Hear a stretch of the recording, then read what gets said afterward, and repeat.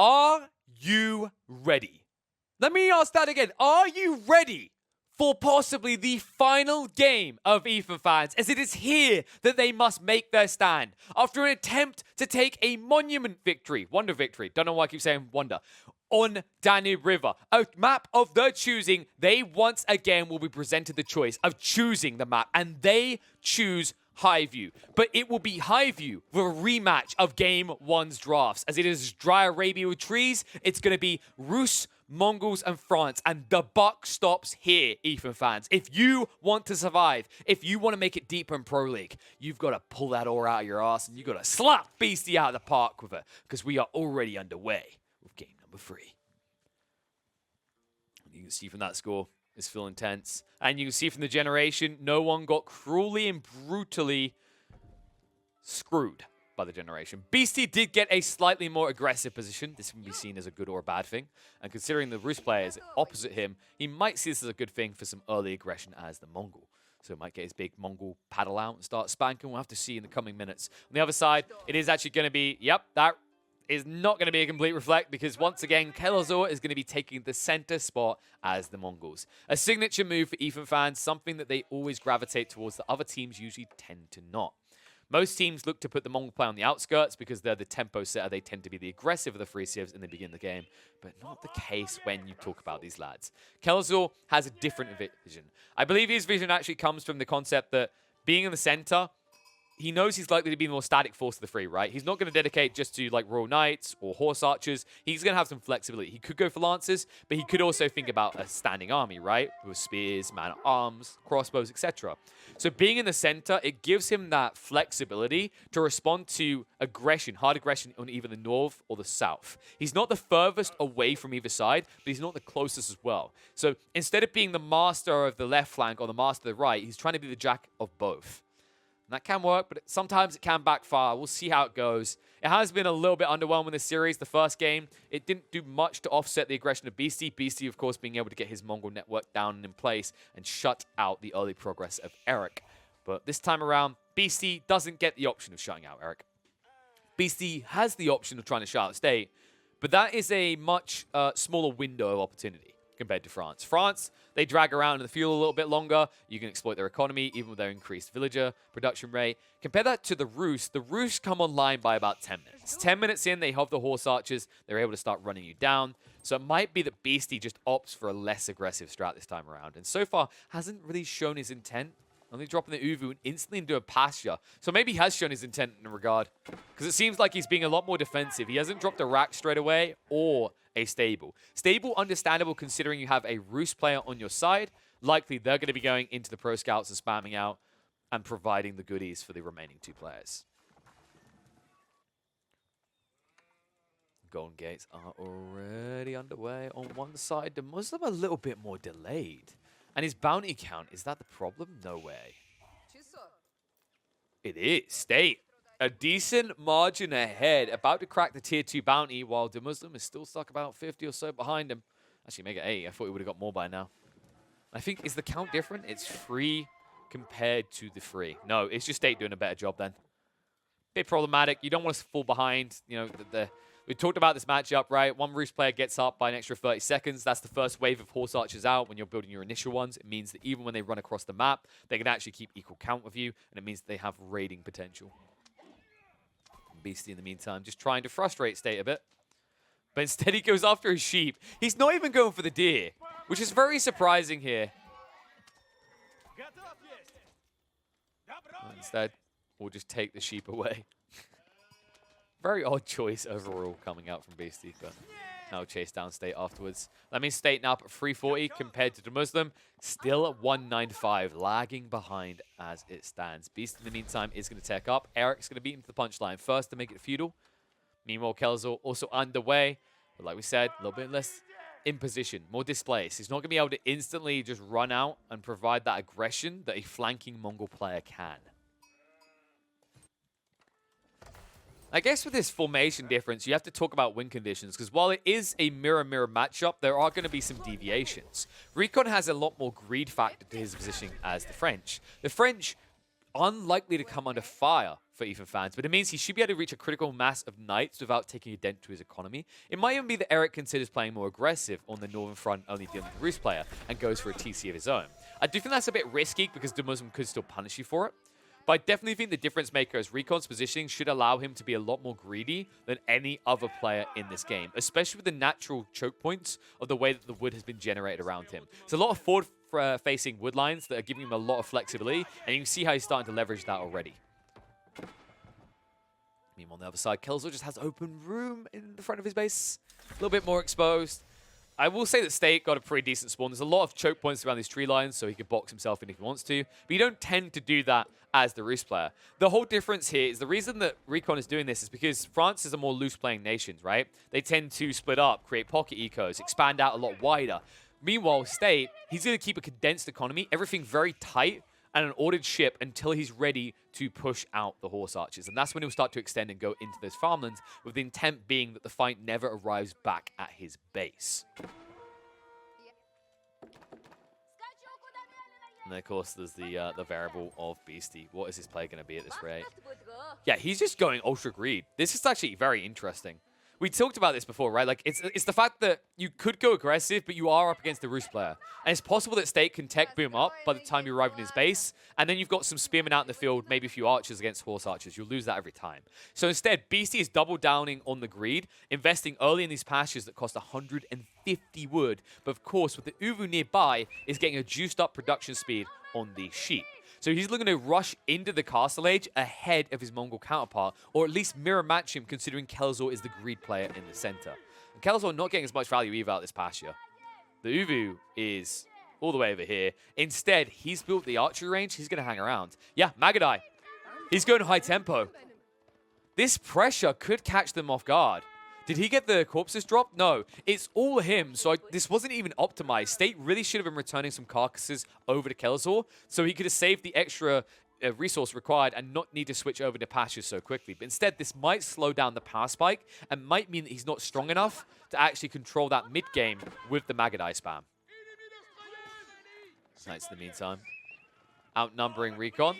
Covers DeMusliM as he does pick up all the carcasses, though, which is the big deal. And Erik not able to snatch anything. Did he go into Pro Scouts? No. Good. Thank God. I think it's too greedy. I've said it before. It's a lot of early economy to be wasting if someone else on your team can provide it. As a result, we'll just run away while being chased. Erik can access the economy, so you will have to contest him here. But you have 2 knights, so it should keep him at bay. Meanwhile, Recon splits up and tries to pressure in onto Kelazhur's economy as well. Needs to be careful never to let the Magadai gap close, to remember, once they're in range, they're drive-by. They keep moving, they keep firing. And you end up moving at the same speed when the Yam isn't there. The scout's going to spot it, so Abbey Trinity already going up. DeMusliM underway, and he's going to catch up. Look at this. 14 people, 20 on the side of Beastyqt, though.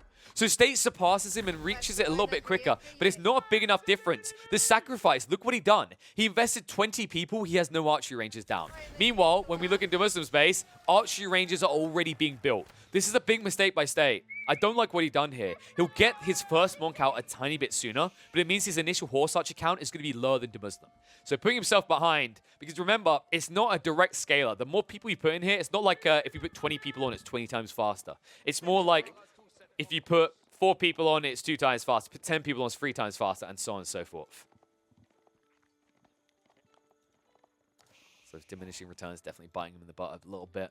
Meantime, Beasty underway with the tech up. Kelazhur not matching. Kelazhur's behind. He didn't play as greedy. He didn't get assisted. Remember, he went in for the Magadai, and he only has the pasture right now. No deer being dropped off as they prioritize giving Erik his load first. It means the Beasty will be the third rather player to make it through to the Castle Edge. Now the Magadai show up, so he feels confident he's ahead. Needs to get the stables down fast. Khan is going to defend here, and these Magadai are very squishy and very costly. No range resistance, only 7 damage and 85 health, but they are amassing quickly. Beasty, he's fragile. He needs some Lancers, he needs them fast. Beasty has saved up a lot of stone though, so he'll double produce the Lancers, but he can only get 1 stable down. He's heavily pressured, he needs some assistance. But meanwhile, on the other side, Erik is causing a little bit of anarchy. He dives into the lines of DeMusliM and tries to distract him. This Khan is doing heavy work. This is actually a detail a lot of people don't pay enough attention to. Look at the difference here. Because Kelazhur is only in normie hardened status, he does 4 damage, 115 health. This Khan, because he teched up, single-handedly keeps the Magadai at bay with 300 health, 1 range resistance, and 12 damage per shot. You can't compete. And now it's problematic. You're caught out in the middle of the field. Lancers are coming out. They do have the juiced up movement speed. And Erik, with his Knights, they're inferior. They are normie Tech 2 Knights. These are Tech 3 Knights. More infrastructure going down. Charge in is going to have to move away, though. Just trying to slow it down, but it's too late. You missed the window. Beasty, this is so astute the way he's done this. Saving up all this stone, allowing him to actually amass the Lancers so fast. Look at it. They're coming out in doubles. And reinforcements have arrived. Erik riding in from the back, ready to back Beasty up on the home field. And all of a sudden, you have to run. Saving the maneuver arrow in case Kelazhur does get engaged with. And now that Recon's here, it's going to be a full retreat. Meanwhile, on the north side, where is the raid attempt coming out from DeMusliM? DeMusliM moving across the center now. He's starting to amass. Let's check the comparative. State sitting at 23. DeMusliM is currently at 22. Still slightly behind. I think that's the scout count difference, though. It shouldn't be the archery ranges. Although, saying that, State now up to 4 archery ranges. DeMusliM is at 4 as well. And more walls now going down. This is cool from Recon. He's going to protect Beasty at this rate as well. Because remember, Mongols can't wall. And no similar assistance coming out. I think these wall plays from Recon are so on point. He's very good at identifying this. We saw him earlier in this tournament save himself entirely from being sieged out and rushed by scouts by placing walls. It's such an underrated play in 3-on-3s that a lot of people tend to forget about. But here, it is actually making a big difference and allowing him to play a lot more loose with a more greedy economy fixated on just sending out raiding cav without guarding his own home.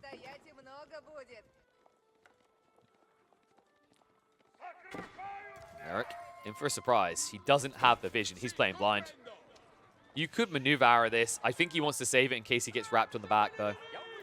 And as a result, Erik will get away with this. But notice how it's zonal control. They're controlling the center of the map. They're teching up ahead. Both of the French players were matched, but now Erik having the edge, and Recon, he must be underway at that number. No, he's locked in. So Recon up at 18. Erik, he stopped at 14. That does make up most of the difference in numbers. The question is whether Recon's going to go for that secondary TC. It would feel a bit greedy, and it looks like he hasn't got enough stone to do so, but he is slowly gathering, so he's going to scale into it naturally. In the meantime, fight going on. Erik has to wait. He's almost got the upgrade. It should be ticking through, and there it is. Up into the Veteran Royal Knights. Now he can brunt a charge and return the damage in equal or more amounts.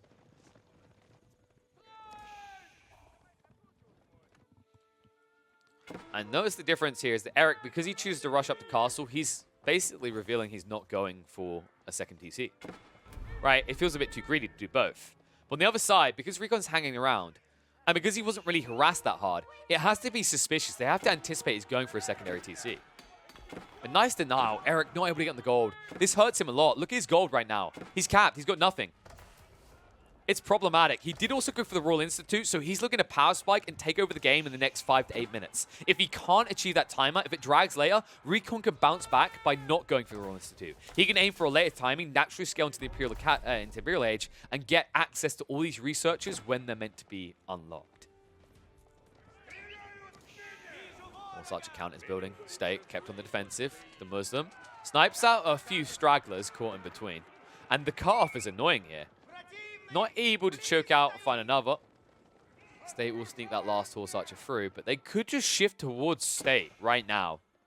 And he would be fairly exposed. It's risky, though. They'll hold. Now they'll ride in. They cut him off. State caught waypointing. Big problem. Uh-oh. That ain't good. Kelazhur's exposed as well. He's off his gold line. And he needs it. He hasn't amassed enough Lancers yet. He's still outnumbered by Beasty, who rushed up to castle ahead of him. Knights on the side. Recon, is he in the middle of a tech up? Yes, he is. So he doesn't want to fight just yet. They're going to back up. They get some good picks. They retreat away. Although this choke point is hurting him a bit. He will get through in the end. And the raid's in. Recon! He breaks off a small group with Beasty, and they go raiding. They cut off the reinforcements. And that's going to force State all the way back to base. He could get pinched here as well. Look at the wrap. These Knights are positioning themselves on both sides. State doesn't have many places to hide. He has to retreat through the fold. And it looks like they're going to back off. Recon is going to sell out Beasty and go back into the economy and keep everything shut down here. Smart move as well. You shut out the Roost player, you let DeMusliM keep scaling. Meanwhile, DeMusliM taking the main fight more or less on his own. A small flank of troops from Beasty will hold back Erik's Knights. And it means that DeMusliM is plowing right through. The damage coming out, the Saints' reach is too good. And that blessing, that +2 damage, the extra armor as well, he is piercing through everything and leaving nothing but corpses on the battlefield. Right in again. Erik backing up. Can't get close enough. DeMusliM on point. Tech ups are as follows. Didn't actually get any of them. What? That was sheer normal range. That looked like that was too big, but I guess he actually got one close to his melee. Big mistake being made there. You shouldn't be getting that close to DeMusliM. Remember, when you ride one into his melee, if it's not a big enough force, it means a warrior can just stab you once and give the Saints Blessing over to everyone. Such a big juicer to the damage output as well, putting up to 15 damage per strike. And already teched ahead. Look at this, 12 to 13 damage. They do both have Boy's Fortitude, but no extra resistance of Say. This is a bad fight to take. Let's go try to anyway, though. Beasty's going to be sold up river again. Saints Blessing coming out once more. This time, not as good, though. It's not stacked. He has to back off. Will be chased. Walls now going down from State. I like this. He's feeling pressured. He can't let the raids through. A few of Beasty's lads will sneak past, though. Only villagers, mind you. And they'll retreat away. A lot of Knights now coming out. Recon, where is the count at? He's still deep. Look at this. Oh, no. Honey, no. Recon could shut Kelazhur down, and he's gonna. Here he comes. This is a big deal. Kelazhur, look at his resources right now. He can't afford to lose this. He's 1 TC, and he's out of position, and he's going to be punished for his greed. There's nowhere to run, no Yam movement speed, nothing. He'll pack up the step readout and move away, but that is a heavy hit into your primary player, your main player's economy. Right across, DeMusliM retreating, baiting you in though. You don't have the numbers anymore on the home field. He already actually outmasses the Horse Archer count of State, but he'll continue to retreat while the damage is being done in the back, and all the villages have been butchered. Viva la France, says Recon, as patience pays off. And he's not done. He's striking in. Look at the damage he's doing to Erik as well. Just a few Knights, the anarchy this causes, and they don't know what's going on because they're getting pings on the front. Beasty is distracting him by holding back Erik's Knights and engaging him here, forcing him into a micro battle. And they are focusing out Erik together. His economy is being grinded down quickly here. On the main front, they can't get through DeMusliM. He holds alone, and they will call the GG. Ladies and gentlemen, Beasty and the Straelboras will look to wipe Ethan Fans off the map 3-0. No time waiting around. Game number 2 may have taken its toll. It may have went late, but when you get back into the active cavalry raiding, they will once again reign supreme here in the Pro League. All right, ladies and gents, an unfortunate situation has occurred here between Beasty and the Straelboras and the Ethan Fans. Game number 3 looked like it was done and dusted. It looked like it was going to be a 3-0 for Beasty and the Straelboras, but it turned out that technical issues had kicked in. Erik unfortunately DC'd, and it means that we're going to have to replay game number 3 here on Highview. It's unfortunate for both sides that it had to come down to this. There was a clearly building for Beasty and the Straelboras, but apparently not enough to give a decisive victory over to one over the other. So we will replay the match. The good news for you folks, though, is you do get to watch more Age of Empires 4. So I don't know why you're complaining. Just start consuming. Enjoy. Here we are, back on Highview. Everything should be the same. This does look like a different generation. This is a very different generation as well. So the good news is they're at least all positioned the same. That's at least one detail that has been held on to. My concern is what's around them is different. So from what I recall, Erik was a little bit more contained on the southeast. Kelazhur was more exposed on the east, but he had a defensive line to the south. But more importantly, his gold line was not like this. This gold line is very different, and I don't like that. That's actually a lot less risky than the previous gold line he had. Then when we look across at State, State also has less tree lines to like protect him. But I think he has initial closer ones, if I recall correctly. Yeah, there's some details here that feel a bit wonky. Beasty, I think his is fairly similar. He at least got the close Uvu, so it's not a rip-off there. He has got 2 nice close-by tree lines, so not too bad. My biggest beef is what's happened this time with Recon. Recon can't easily play his walling strat that he done in the previous game, aka the third game, the first time around. Because before he had loads of pocket trees that he could wall in between efficiently. Now he has a lot of open ground. It might force Recon to play a little bit less greedy and won't allow him the flexibility to think about going for a secondary TC as easily. DeMusliM seems to be the one that I think got the closest to original. Originally had a tree line down here, but other than that, fairly similar for him. Just a few frustrating changes though, because I thought they were using the same seed, but it's not looking like it. In fact, I'm just going to double check the chat, so bear with me a second, guys, because I want to make sure that there wasn't any shenanigans around that. Yeah, a new seed was provided. A bit surprised by that. I guess there's an argument of knowing what came before, but to me, I think my beef with this is that the team that didn't DC should at least be given the option to choose whether a new seed is generated or not. I don't know if that's too controversial, but I think especially with the lead that DeMusliM and Beasty and Recon have built in that first game, they should at least be given the option of dictating that detail, because they deserve at least something from the lead they were building. Other types of handicaps are a slippery slope. It's very hard to implement other alternative handicaps, like you can't build a villager for the first 30 seconds. That has ridiculous amounts of rippling factors as the game goes on and changes the way people play. So I wouldn't ever expect that type of variable coming into play, right, to penalize like remakes. Like I said though, the dream situation is to get a game state save where you can recover the game at a certain point and play from it. I just don't think that the engine has been built even remotely in a way that makes that feasible. So just kind of unfortunate. You know, on this opening, let's have a look. Stay is at 195 bounty right now. DeMusliM this time so much better though. The frustration seeping through. This time around, he's almost doubling up State. Remember the first game around, it was the other way around. State was building a lead. He was getting a lot of bounty. He was ticking past the thresholds quicker. This time, though, DeMusliM off to a much better start. Another detail to compare as well is Kelazhur seemingly got the close gold spawn this time, and Beasty got a much further out one. It might be a bit harder to play that condensed style he played last time, because last time we saw Beasty rush up into castle and then pull out a trip stable drop with all the mass stone, allowing him to build up a big force of lancers. I think he's doing the same though. I think whenever you have a close by Uvu, you have this option available to him, and I'm a big fan of it. I think it proved incredibly lethal in that previous game. I think it put him ahead of Kelazhur. Kelazhur now also, because of this remake, and because you saw how badly the Magadai went last time, does have the pivot option to not do it anymore. The Uvu is at least around the same distance away, so despite getting the goal closer, he is still suffering on that front, and it looks like, yeah, he's going for the archer range. So it's going to be Magadai again. At least Kelazhur is dedicating himself to that. I don't know if it's because he really believes it's that good, or at least wants to play the opening the same, to be fair. There is ways he could utilize the Magadai better than he did last time, and I think with the more open area that Recon has around his base, that is definitely one detail that might come into play. So tech ups, only Beasty remaining, but Beasty does this on purpose. He done it last time as well. A little bit slower to get the Deer Stone up because he doesn't have any intent of using it straight away, but he now will make it up, and then he'll probably, straight into pasture. Usually drops the first and then the second quickly afterwards, and that's going to scale him up to boom immediately in the blink of an eye into Castle Age. Melee might be a jump of the gun, but compared to the speed of Kelazhur, it's going to be much better because Kelazhur is once again going into those Magadai.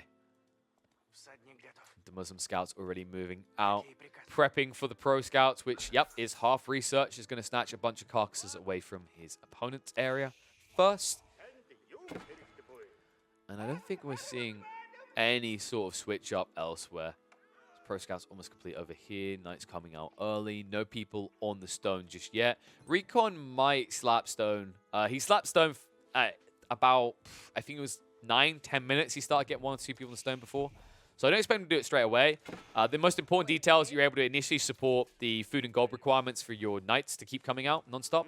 And also, right now, he's splitting the way he's dealing with food. He's already actually prepping the farms. And I think this is because of the generation more than anything else. It's a lot more open, so he needs to keep himself a lot more condensed. As going for pocket economies when you have such an open front end leaves you very exposed to these raids that you know are probably coming from the Magadai spam.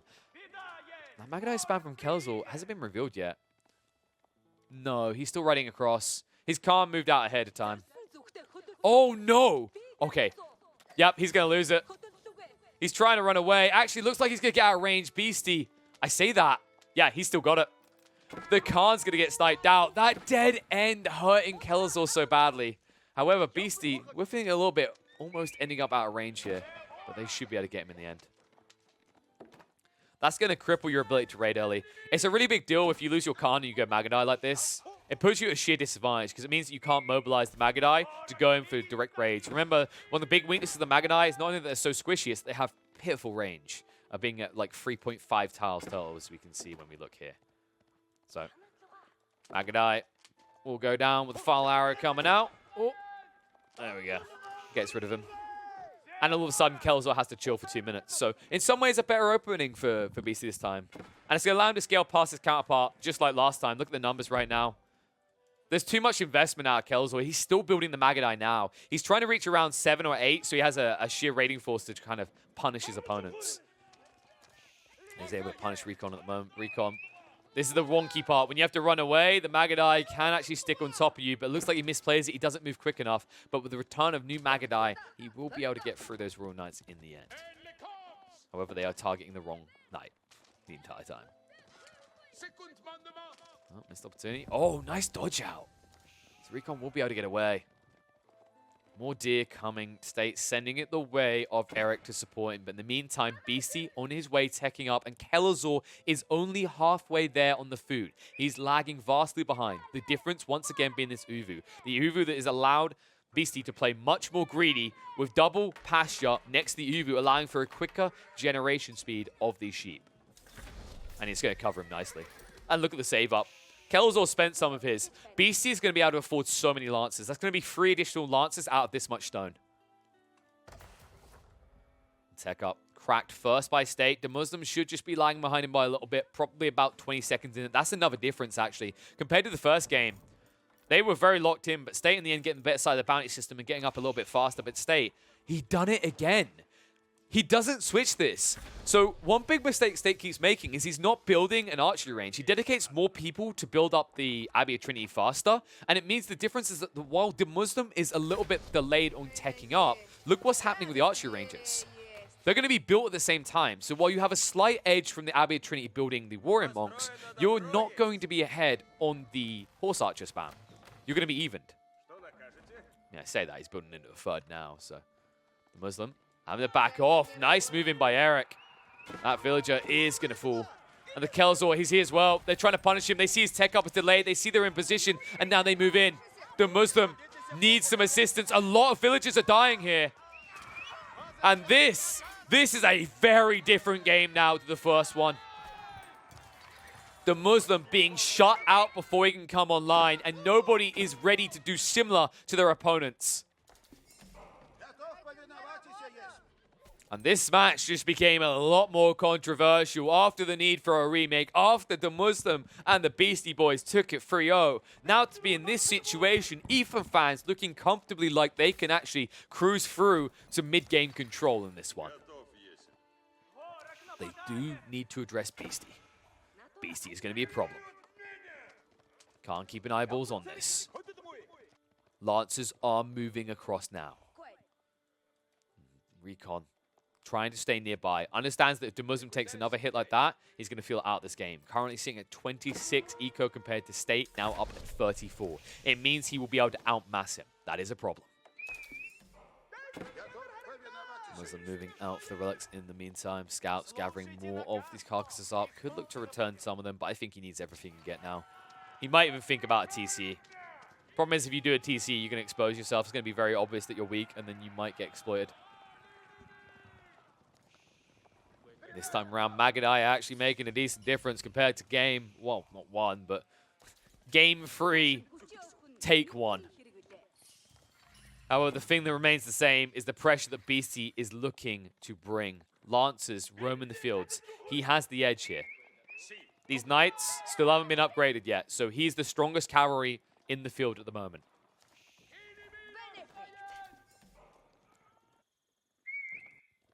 Now, The true strength of the Rus is starting to arrive. Horse archers moving across. Relic count is as stands. 2 banked for State. I think that was actually a third. No, that was just 2. Matching things. And then 1 so far for DeMusliM. About to get the second, though. Can't really stop him from doing so. So we'll even that up. Shouldn't be too far behind the tech. I say that. Remember, he did lose a lot of troops. A lot of villages, rather. So that's going to hurt him. Erik hasn't noticed. Okay, that's what you want. That's what you need. Some red knights. Erik caught sleeping. Couldn't find the Wololo. I don't think he intended to originally fight. He was too busy being dragged back. The double move. Dragging his attention here. Erik gives over 2 knights for free. And now, these Lancers able to make the difference. State gets punished. State, losing a decent amount of his horse archers, will have to fall back. State now bringing out a relic, decides against it, though. Hasn't banked free yet, so surprised. This must have been a misclick. I don't think you do this intentionally. There's no Wololo play in the center. There's just too much control, too much mobility. They don't even have to run away. They can just snipe you out instead. Now DeMusliM playing a very different style of Rus, as he will be having knights at his disposal. They've role-played themselves as the French. State being chased in the meantime will end up losing that poor little lad. And that's another relic going the way of DeMusliM. He says cha-ching, and he moves on while saluting. Meantime, more scouts are being sniped out. They're stacking up. This is dangerous. They need to defend Erik. Erik can't hold this on his own. Erik isn't ready for this amount of aggression. He isn't anywhere near a tech up, and his number of knights is not that impressive compared to Recon's. They're more or less even. The Lancers can be the difference makers. Sniping the knights as they come out as well, not able to finish it off. Meanwhile, DeMusliM is running interception. The army is now arriving from their counterparts. Shift away. Dive in onto the villagers, trying to snipe out a bunch. Knight line. They're going to turn away from it. They need to take the main battle because DeMusliM is outnumbered here. He's being chased in onto by the horse archers and the Magadai with the Lancers now coming out. The fight's going to split into pure anarchy. The only thing reigning supreme is State in the center with all these horse archers able to target out whatever they choose. Recon retreats away from his teammates to the west to draw fire that way, but they split up and look for clues. DeMusliM backing up still. Trying to min-max on the retreat, is going to get engaged on once more. Meanwhile, round the back, still being chased. Recon diving round the back into Kelazhur's economy. Is he going to do it? He can't afford to. Wololo? Wololo where? Okay, there's the Lancers. Just try to offset them. Sniping from Beasty, he's doing it again. He's poking and prodding at the reinforcements. Meanwhile, Recon is making his way over here slowly but surely. But the pushes continue, and DeMusliM not the same as last game. Last time he had the count that he could actually do this across map and then turn. This time around, he is outnumbered. Recon riding deeper. Still not going to be able to find value here. Never can turn around. Doesn't want to sacrifice the troops. The Yam has now ran out, though, so he should be able to keep backing away finally without too many casualties. DeMusliM all the way back to his base. He will go. Wololo? Oh, the block off! Stay! Traps Recon in. He has to turn and fight. He has at least made them veteran Royal Knights, though, and that's the difference. Erik hasn't teched up yet, so he is behind still. But this big dent in the Knight line is going to be a big deal. Meanwhile, Lancer going in. Beasty, he dives straight in on Erik again, juking and jiving behind him and forcing the Knights out of position. But meanwhile, in DeMusliM's base, he has to hold here. Scouts blocking the passing. TC doing a lot of work. You're not gathering with these villages, but they are at least keeping you alive. And DeMusliM starting to get the count in his favor. Backing up, but the villagers needs to get them out. A lot of them are going to be lost. Shifts them across. He's fully garrisoned here. So many being sacrificed. He doesn't have an option. Erik now continuing to make his way forward as he will be the final player to arrive in Castle, but with 14 people working on it, won't take long. Lancers do finally arrive. DeMusliM forced to engage, but DeMusliM right now feeling crippled. 22 eco compared to State now up at 43. And this is becoming problematic. DeMusliM, he might need to think about a second TC. It's an unassailable lead at this rate. You still haven't done some serious damage to your opponent's economies. Erik sitting at 46. Compare that across to Recon up at 57. That's not as big a difference as the last numbers I gave you. While they push them away, they still need to find a solution now. Kelazhur, with these forward outpost drops, he's going to have that mobility, that fluidity to move in and out and cause a lot of pain. Raids on the back still coming out from Beasty, but you can't really approach Kelazhur's base unless you want to feel the wrath of the Yam. More outposts being snaked under their nose. They'll finally see him. The Straelboras make it frustrating, so you're going to sacrifice a few troops just trying to bring it down. And actually, Recon's the one who needs to deal with this. You can't afford to sacrifice horse archers. That's why DeMusliM pulls back. This whole network being thrown up is a frustration to get through. And it means that you can't dictate flow. Yam is going to be there for Kelazhur. Now you realize he has to have a network of these everywhere. And that is the case. And even sniping out villages as they're trying to move away. Actually, Beasty, yeah, scouts him out trying to drop more. So nicely done by Beasty to get his own counter ones in place, giving him a route across in to the base of State. And State, right now, trying to wall himself in.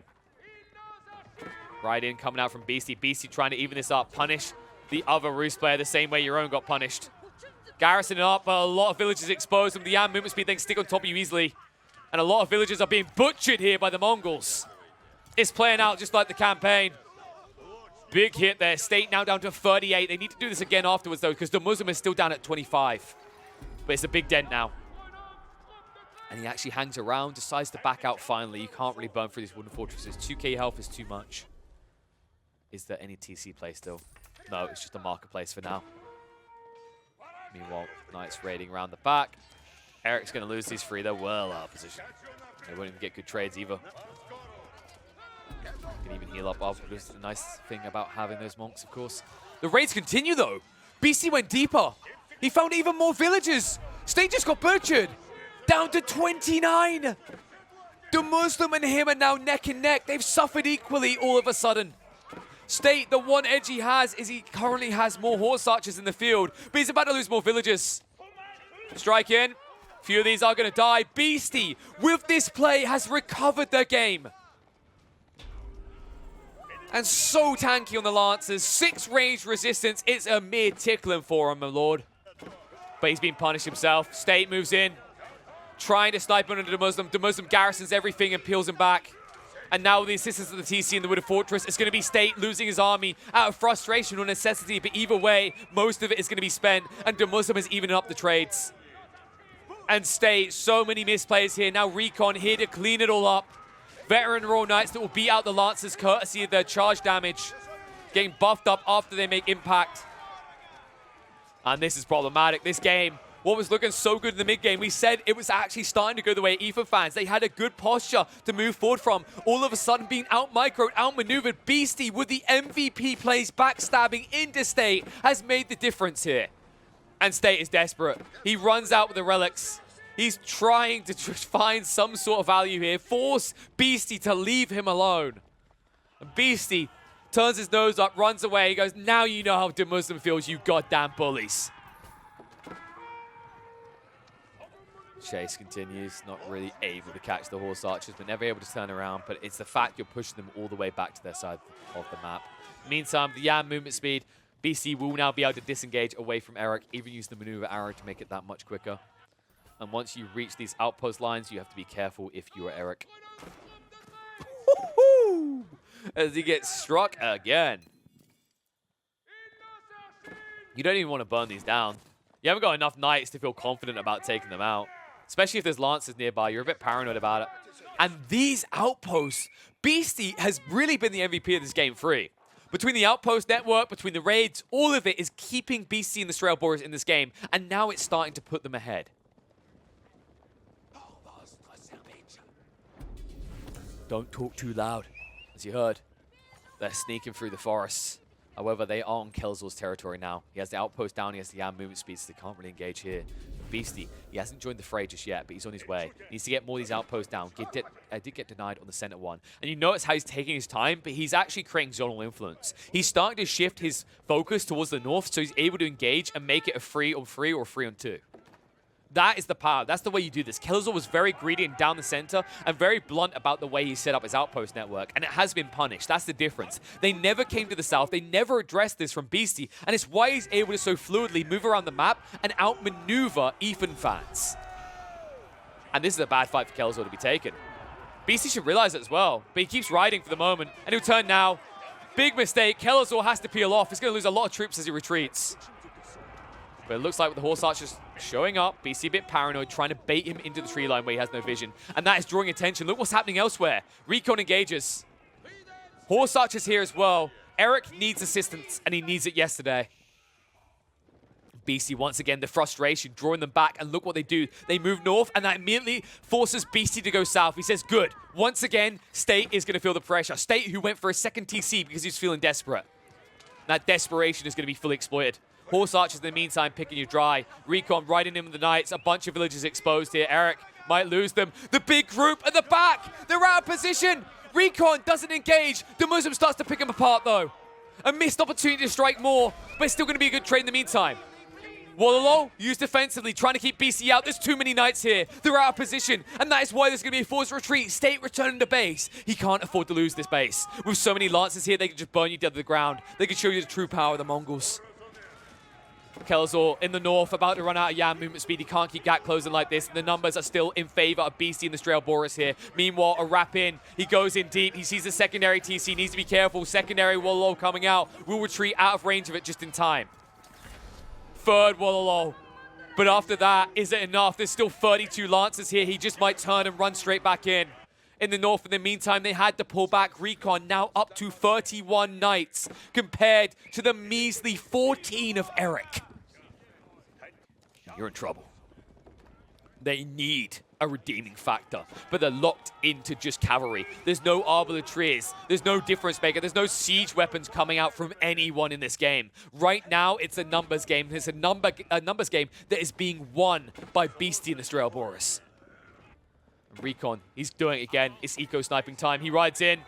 And these outposts won't protect you, Kelazhur. You better run and hide somewhere else, into the forest, everywhere, split in every direction, because with this many Knights, he will burn them down in the blink of an eye. And Kelazhur didn't upgrade these.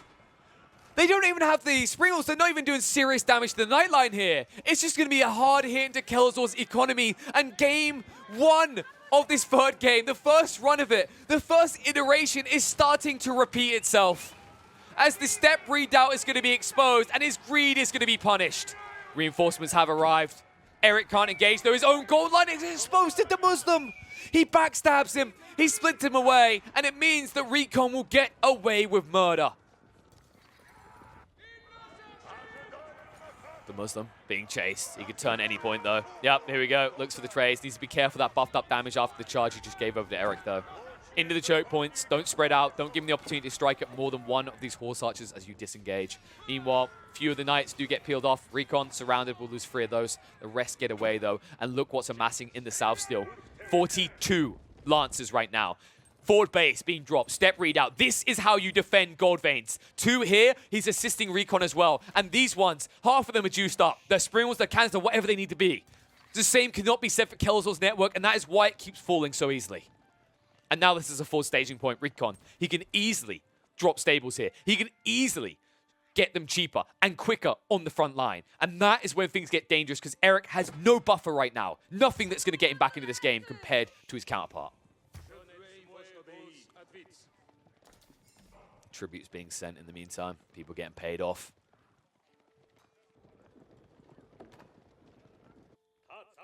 But not being paid off by State. State right now wishes he had that option you get when you play the campaign. Pay the Mongols to leave you the hell alone. Because right now, look what he's been reduced to. Wool, wool, wool, wool, wool everywhere. He can't risk it again. However, Beasty doesn't need to do it to you again. DeMusliM right now is sitting at 36 eco units. Meanwhile, State is at 44. The difference has shrunk. And in the meantime, remember that he went for a secondary TC, and it's still that close. And also, Recon just teched up. Erik is not ready. Erik is nowhere near ready. This is a dangerous situation to find yourself in. With so many Knights coming out, with Recon having a standing army of 49, and them about to be flipped up into elite status, Erik will not be able to contest. Nobody will be able to contest. Recon is about to reign supreme here on Highview. This really is the Golden Horde. In more than one form. Beasty outnumbers Kelazhur. Kelazhur out of position. He doesn't have the Yam. He can't even easily retreat away. Maneuver to try and disengage, but there it is, coming out from Beasty's way. Says, oh, no, you don't. You wanted this fight, you take it. You're mine. And DeMusliM says, I've got you. No escape from this. Wraps around on the side. Kelazhur taking heavy casualties as he retreats. So many being picked apart. Reinforcements trying to get across here, but Recon on his way now. Almost elited up. They should be teched up soon, any moment now. I think, yeah, Recon has had surplus, so it should be coming. Instead, he keeps the masses going. And the number of yellow lancers here. They might be yellow, but it's not in yellow belly about the way that Beasty played this. Constantly aggressive, constantly raiding. In the face of defeat, he refuses to let up, and it has allowed DeMusliM to get back in this game, and now Recon to be king of this game as the golden hats are achieved. Elite Royal Knights. And things just took a turn for the worse for Ethan Fans. Ethan Fans still nowhere near ready. Beastyqt now teching up. He can get the elite lancers. And then this game feels unassailable for Ethan Fans. Small raids in again. Nice animation cancels is the best you can do. Maybe if you find these elite Royal Knights one by one like this for long term, you can do something, but the big fights are what are coming, and that's the problems you have. And this gold line isn't going to last much longer. Erik, thinking about engaging, goes in. These Lancers haven't been upgraded yet. Wololo on the side, moving away from Recon though. The staggered Wololos, he's trying, it's desperation. He needs some Royal Knights of his own, and he knows that he isn't going to get any elite ones on his side anytime soon. And these Wololos are a whiff. And as the fight stacks, he goes back in. Recon engages with the inferior veteran Royal Knights, holds him in place. Lancers box up on top of this. DeMusliM firing away. The Warrior Monks charging in, they have no other use. It's all in, it's do or die, and they know the game is going to be decided one way or the other. And it looks like it is going to be going the way of Beasties and the Straelboras. Despite being pipped at the post, despite being denied and needing to play this map again, they will not be denied their victory. They will take game 3 here, and they will make it a clean sweep to proceed through to the semi-finals.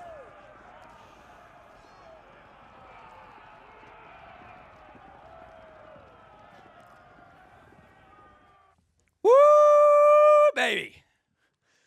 Deny them once, but don't deny them again. I don't want to see any report that someone accidentally DC'd. That was phenomenal out of Beasty and the Straelboras. So in sync, so in line with each other, understanding the way that they need to win this game, the way that they need to draw this one out and split it apart. And they do exactly that so phenomenally here. The plays out of Beasty single-handedly turning this game. DeMusliM is up against the ropes. The plays from Kelazhur are well targeted this time around. He learned from the first run of the game. But when you go in for the second, the thing that they did not respect, the thing that they did not adjust for was Beasty. Again, just there, somehow even more lethal than the last time, is the deciding factor that peels State back and makes it impossible for him to be the powerhouse roost that he should have been. Instead, he is gutted alongside DeMusliM, and DeMusliM never greedy, always horse archers, tributes coming back and forth between the players to support their economies, to push out their units, and never going greedy into another TC, gives them the win here and leads them through